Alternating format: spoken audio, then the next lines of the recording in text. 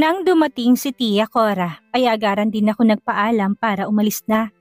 Ayaw pa nga sana niyang pumayag dahil maglalabada pa raw ako. Kaso, napilit ko rin siya nang sabihin kong ang may-ari ng boarding house ko ang siyang kumontak sa akin. Basta kapag binigyan ka, padalhan mo ako kagad ha? Pambawi man lang sa isang araw na natili ka dito. Aba, dagdagastusin ka rin sa kuryente at pagkain. Ani pa nito kaya marahan akong tumango at tipid siyang nginitian bago tuluyang lumabas ng bahay niya. Uminit na naman ang dibdib ko sa sinabi niya. Ganitong ganito si Chang, yung normal lang sa kanya magbitiw ng masasakit na salita. Masyado talagang matalas ang dila niya.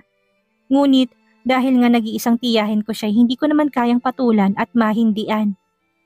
Pumara na rin ako ng bus at bumiyahe ng halos 2 oras bago nakarating sa syudad. Dumiretso na ako sa bahay ni Mrs. Pascual. Mabuti naman at dumating ka na Marie.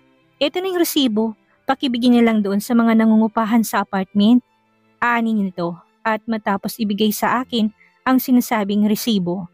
Sige po Mrs. Pascual, dadaan lang po muna ako saglit sa boarding house at maniningil na rin po ako pagkatapos.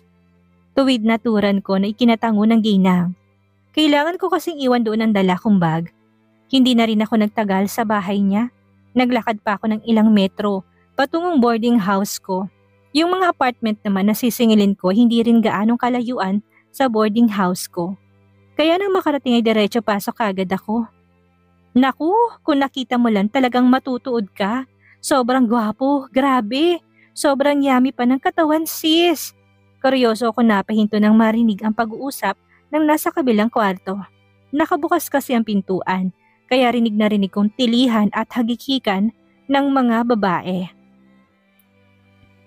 Tsak, lalaki na naman ang pinag-uusapan ng mga haliparot. Napailing na lang ako ng labag, ang dala kong gamit pero patuloy pa rin sila sa tilihan. Sayang at hindi ko nakuhanan ng picture, pero hindi bale. Babalik ako doon, aakitin ko yun. Huhubaran ko pa kung maaari. Tignan lang natin kung hindi mapapansin ang kagandahan ko. Naku, pustahan tayo. Walang hindi bibigay sa ganda mo sis. Pero isama mo naman kami. Gusto naming makita eh. At saka na total makikilala nyo naman yun. Dahil of course, magiging jowa ko yun very soon. Pinigil ko na lang ang tawa ko sa narinig. Ang nagsasalita ay ang mayabang na si Lexa. Kaibigan siya ng isa sa mga boardmate ko na si Jasmine. Kung makaasta talagang babaeng ito, ay parang siyang pinakamaganda sa balat ng lupa. That bitch always appointed herself as our campus muse.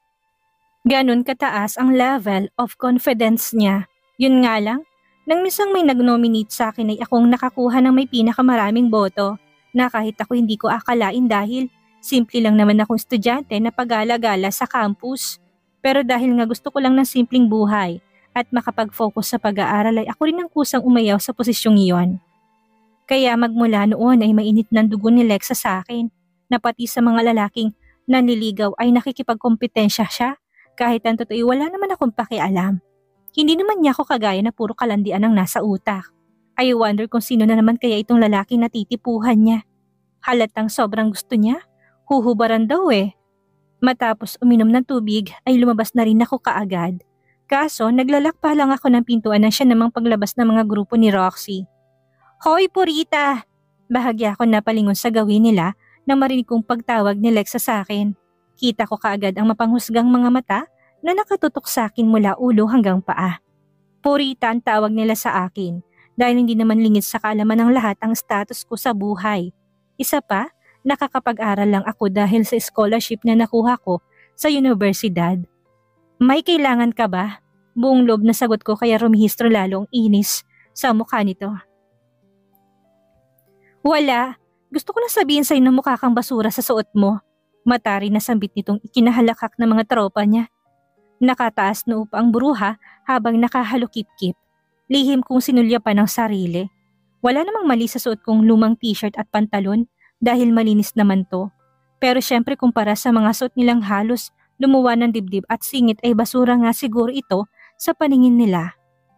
Tara na nga girls at baka mahawa pa tayo sa katsipa ng babaeng yan. Sambit naman ng isa pa bago ito sabay-sabay na dumaan sa harapan ko. Binangga pa ni Roxy ang braso ko ng muntikan kong kinatumba. Buti na lang napahawak ako sa doorknob ng pintuan. Bakit kasi nakikisiksik pang isang pobreng daga na kagaya mo dito? Anito pang pinapaikot ang mga mata bago sila tuluyang umalis na naghahalakhakan. Napailing na lang ako bago ipinagpatuloy ang ginagawa. Pakiramdam ko, hindi na ako nasasaktan pa sa mga panlalait nila. Sa 3 taon kong pagpasok sa kolehiyo, nasanay na ako sa mga taong mapagmataas at mapanglait kagaya nila Lexa. Katalinuhan ko lang kasi talaga ang puhunan ko. Kaya ako nakapasok sa isang sikat na universidad dito sa probinsya namin. As long as hindi nito naapektuhan ang pag-aaral ko, ay kaya kong lunukin ang anumang panlalait ng ibang mga kapwa ko estudyante o kahit ng sino pa man. Tumungo na rin ako kagad sa paupahang apartment ni Mrs. Pascual para maningil. Hanggang 2 palapag ang sisingilin ko na may 10 unit sa bawat palapag. Bale 30 unit lahat ito. Hindi naman ako nahirapan dahil halos lahat ng unit ay may mga tao. Pagkabigay ko ng resibo ay binibigay agad ng mga itong bayad na cash. Ang gandang bata mo talaga, Marie. Gusto talaga kitang ireto sa apo ko eh. Ani ni Lola Gina, isa sa mga nangungupahan. Talagang panay papuri sa akin ng matanda sa tuwing naniningil ako dito. Matamis ko lang itong nginitian. Naku Lola, sa kanya na lang po ipakilala sa akin kapag nakagraduate na ako. Ani ko sa matanda na ikinatawa naman ito. Napakabutit napakasipag mong bata, iha. Talagang pag-aaral lang nasa isipan mo. Puri pa nito. Saglit lang kami nagkwentuhan bago ako nagpaalam na akit na sa 2 palapag at wala namang naging problema dahil binibigay rin kagad ng mga ito ang bayad. Kilala na rin kasi ako ng mga nangungupahan dito, lalo pat ako ang kadalasang inuutusan ni Mrs. Pascual. Hanggang sa umabot na ako sa 3 palapag. Nasa 5 unit pa lang ako't panay katok, ngunit wala namang nagbubukas. Sinubukan kong buksan ang screen door at luckily ay bukas naman ito kaya dahan-dahan akong pumasok. Tao po, maniningil po. Ani ko pa ngunit wala pa rin ako nakuhang sagot. Tinignan kong nakapangalan sa resibo. Mr. Jace Ramos. Basa ko sa nakasulat. Bahagya pa ako napaisip dahil bago sa pandinig kong pangalan na ito. Siguro bago nangungupahan to. Mr. Ramos! Hello! Tawag ko muli. Dahan-dahan pa ako naglakad hanggang sa nakaabot ako sa may pintuan ng banyo. Dinikit ko ang tenga sa pinto nang makarinig ng lagaslas ng tubig. Oh shit! Nalaki kaagad ang mga mata ko nang makarinig ng sunod-sunod na mura.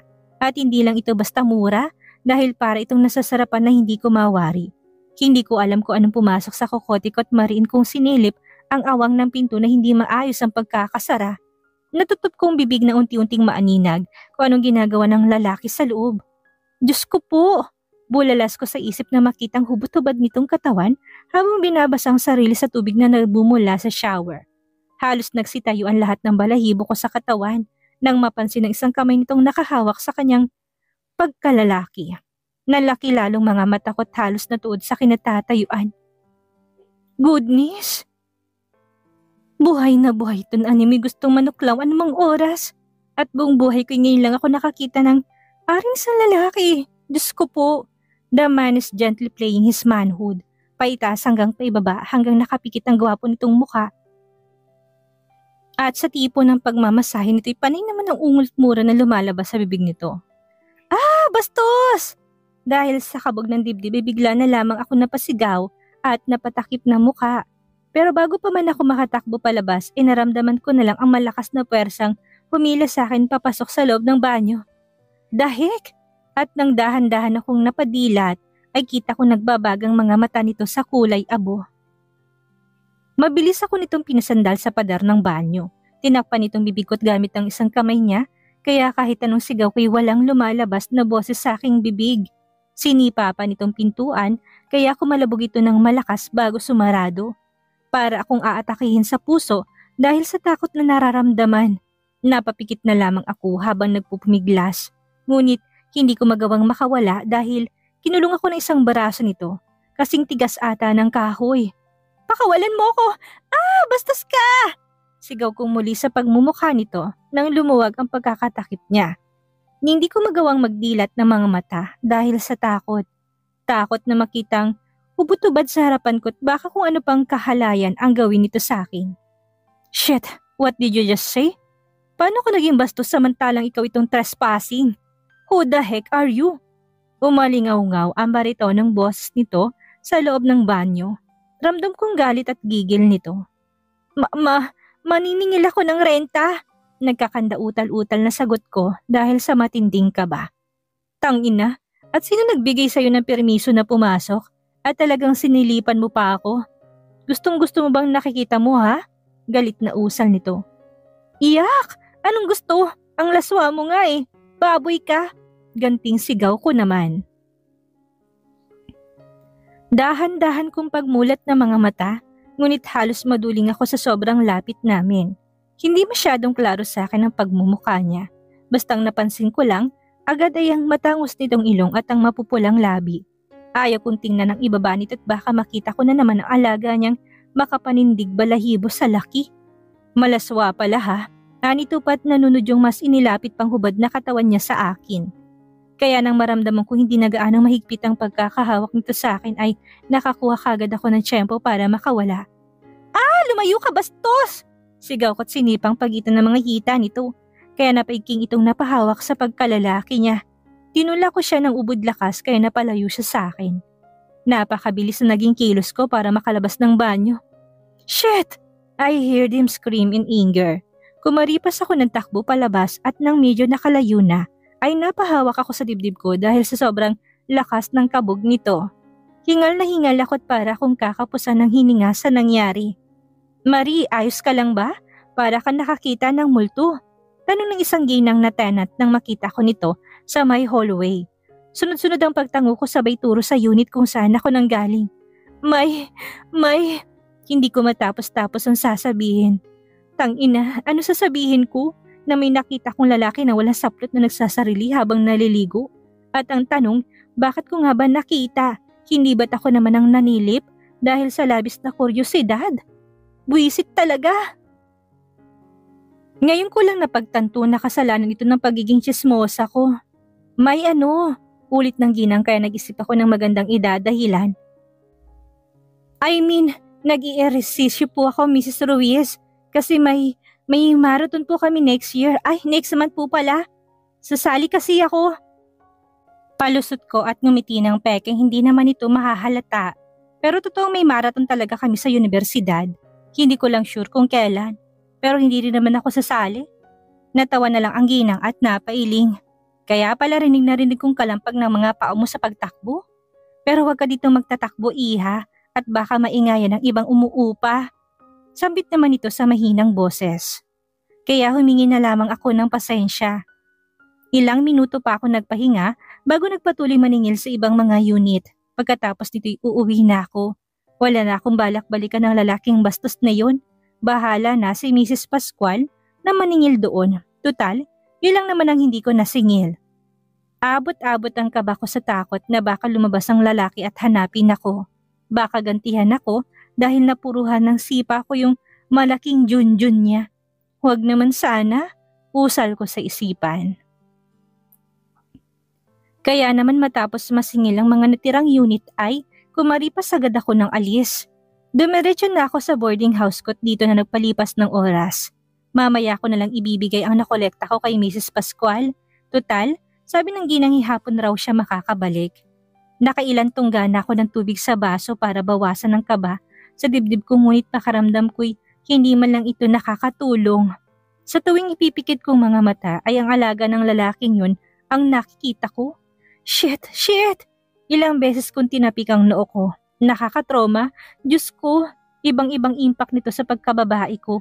Lalo pat inosente talaga ako sa mga ganoon. Never in my wildest dreams na makakita ko ng hotdog ng lalaki sa totoong buhay.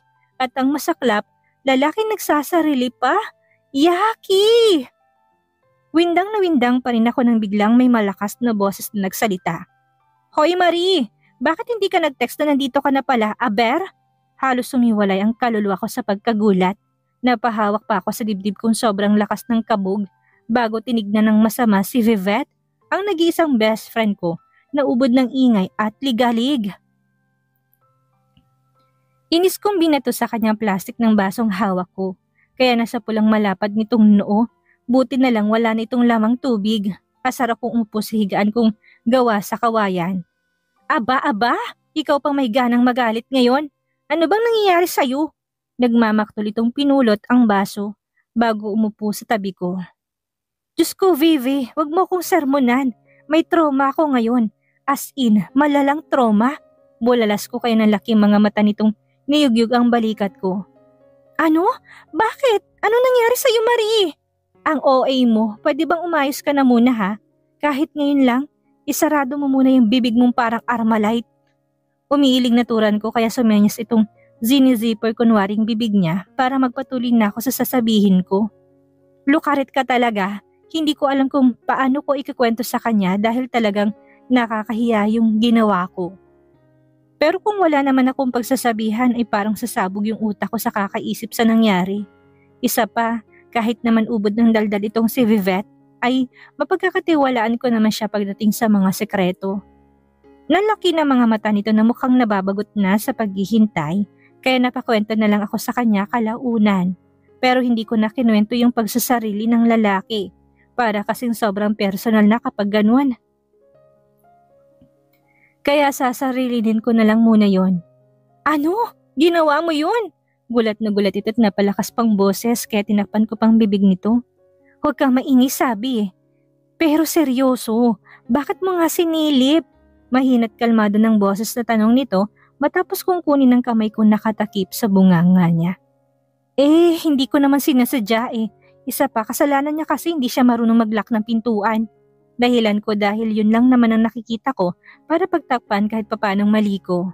Na kung tutuusin ako naman talaga ang may kasalanan. Sus! Kahit anong paliwanag mo, Marie, kasalanan mo pa rin kasi trespassing ka. Teka, ano itsura? Gwapo ba? Ngayon parang na-excite pang bruha. Ewan ko, naka-side view yung nakita ko eh. At saka wala akong pakialam sa itsura nun. Ani ko. Pinaikot ko pang mga mata, naalala ko bigla yung matangos na ilong ng lalaki at saka yung nakapikit siya habang sarap na sarap sa ginagawa. Diyos mio, kaya kahit gaano pa yung kagwapo, ayaw ko pa rin kasi bastos yun. Pero, Dax ba? Humahagikik na turan ni Bevette, kaya kinurot ko ng tagiliran niya. Aray naman Marie, mag-boyfriend ka na kasi para naman mawala na yung trauma mo. Akala ko naman kung anong trauma na. Diyos ko naman. Kapag ikaw nakatikim, hahanap-hanapin mo talaga sa sarap. Bungis-ngis pa nito, kaya mas lalo ko siyang sinamaan ng tingin. Palibhasa kasi hindi na ito inosente pagdating sa pakikipagtalik. May boyfriend kasi si Bivette at sobrang mahal ng bruha, kaya talagang naisuko niya na ang bataan. Minsan nga napapangiwi na lang ako sa tuwing nagkakwento ito tungkol sa kalasaw ang ginagawa nilang magjowa. Parang hindi ko pa kayang isipin na susubok ako sa ganoon. Nagtagal pa ng ilang oras ang bruha sa boarding house ko. Nagpasalamat na rin ako kahit papano dahil panandali ang nabaling sa ibang paksa ang isipan ko. Pero nang magpaalam ito dahil kikitain pa ang boyfriend niya ay nanumbalik na naman sa utak kong walang saplot na imahe ng lalaking yun. Hanggang sa nakatanggap ako ng mensahe mula kay Mrs. Pascual na nakauwi na ito kaya hinatid ko na kaagad ang perang nasingil ko. Kompleto po yan Mrs. Pascual. Isa lang po hindi ko nasingil. Ani ko sa ginang matapos ibigay sa kanyang pera. Ngumitit at nagpasalamat. Pero hindi muna ako nito pinaalis dahil may importante raw na sasabihin. Bagay na bigla kong kinakaba. Marie, nakatanggap ako ng reklamo mula sa isang tenant. Kay Mr. Ramos. Actually, pupunta siya ngayon dito para makausap ako na personal. Hindi pa man ito tapos sa pagsasalita bigla akong napatayo sa kinuupuan ko. Shit! Mr. Ramos, si Mr. nagsasarili. Muling sumibo lang kabang nararamdaman ko. Pero ngayon ay may kasama nitong takot. Takot na baka madami itong katangi-tangi sideline ko na siyang pantawid bayad ko sa inupahang boarding house. At bago pa man ako makasagot ay kapwa kami napalingon ni Mrs. Pascual sa labas nang tumunog ang pagbukas ng gate. Ayan na pala si Mr. Ramos. Ani ng ginang na makitang lalaking pumasok.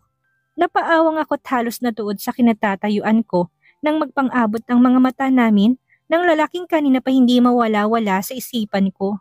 Para bang bigla na lamang tumigil ang mundo ko at ngayon ko lang nasilayan ng mas malinaw ang kabuuan ng mukha nito.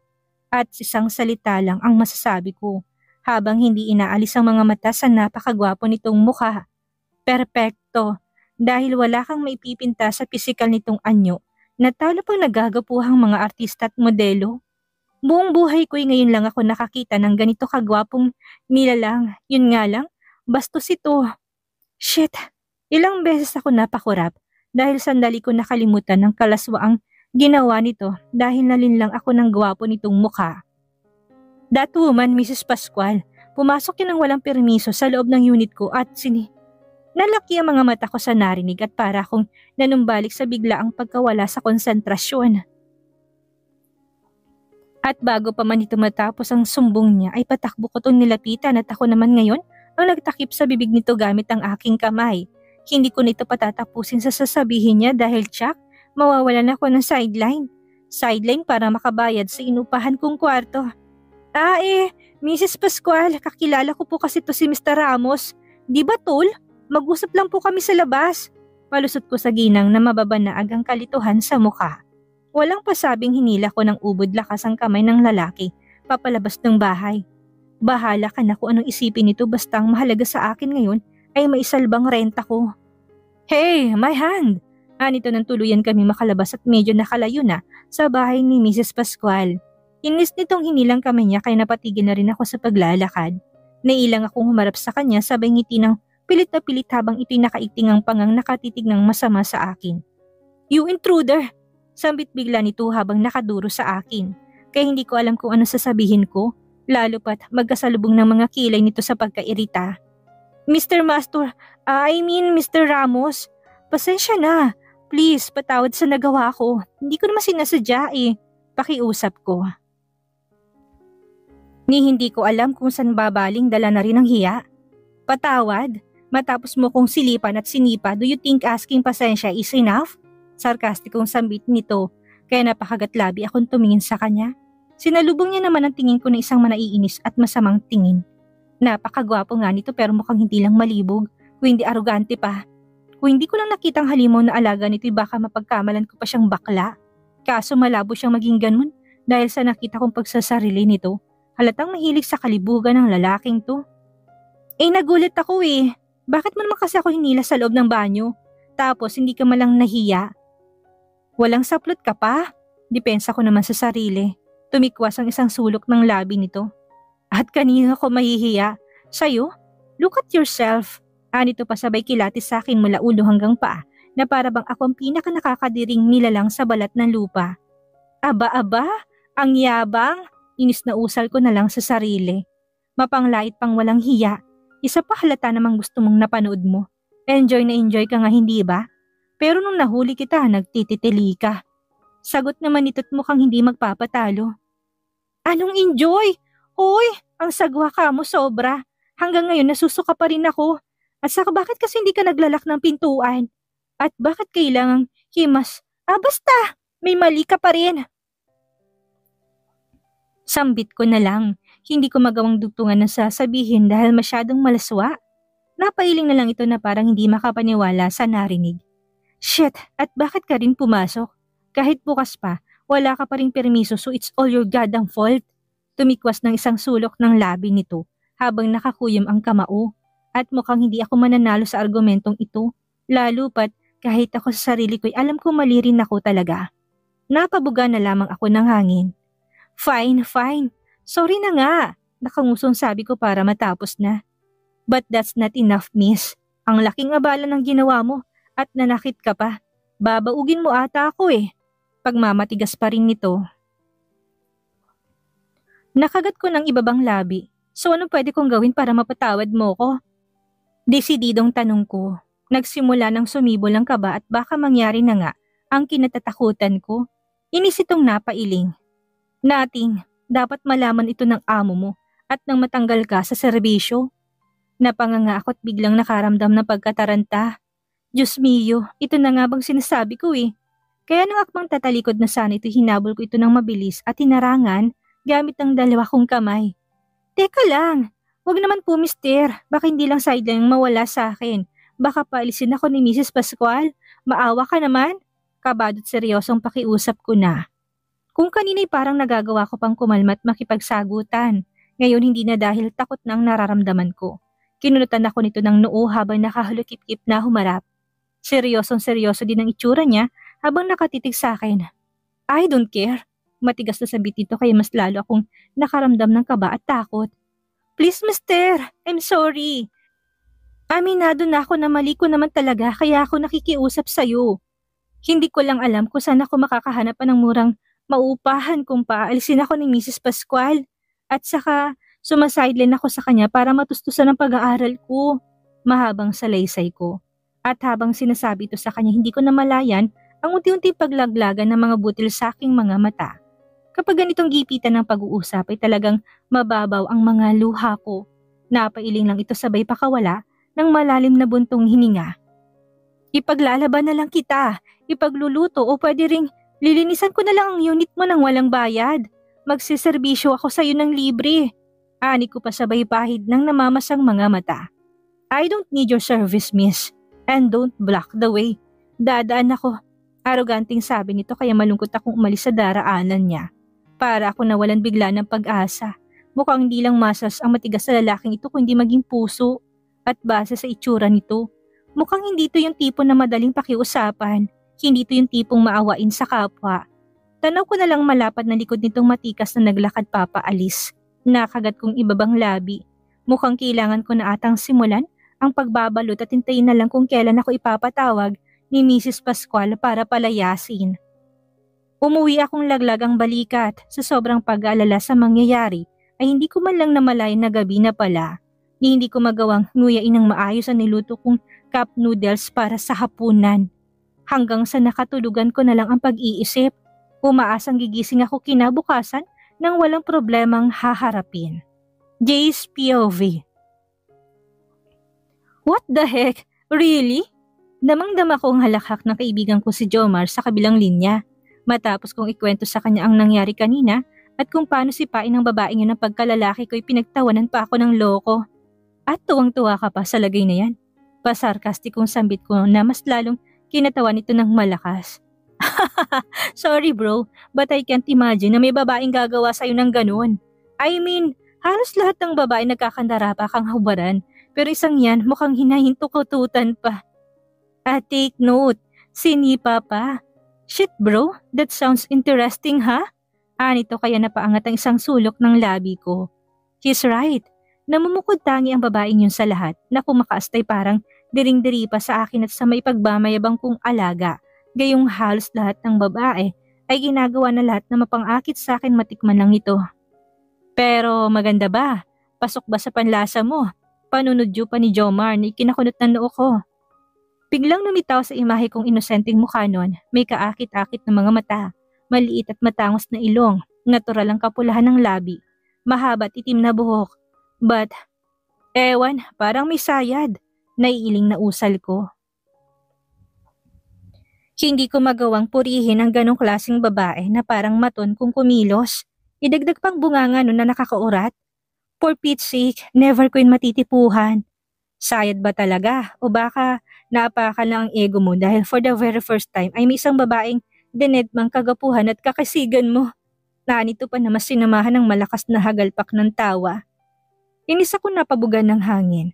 I didn't answer him dahil alam kong hindi ito titigil sa panunodyo kung papatulan ko pa. Hanggang sa ito na rin ang kusang tumigil kalaunan at sumeryoso na. Pero may ibang usapan about ito kay Tito Mark sa daddy mo. Usal bigla ni Jomar na agaran kong pinutol. Stop. I don't want to hear anything from him. Maring wika ko kaya hindi na ito nagpatuloy. He knew about what happened.